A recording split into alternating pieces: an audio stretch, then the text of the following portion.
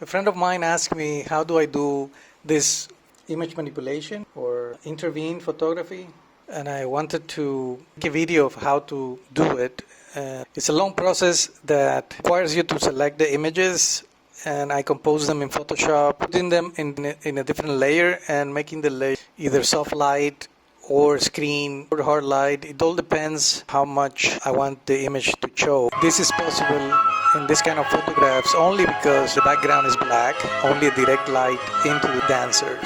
I tried in other different dance and it didn't work out as well as this one.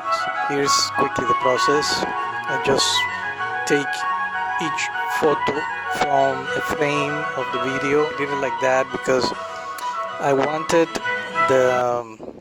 to capture the motion. I see a lot of photographs that are made of static images of dancers in a pose, and they're very well lit and a very well taken photograph and a beautiful photograph, but it shows like a static moment.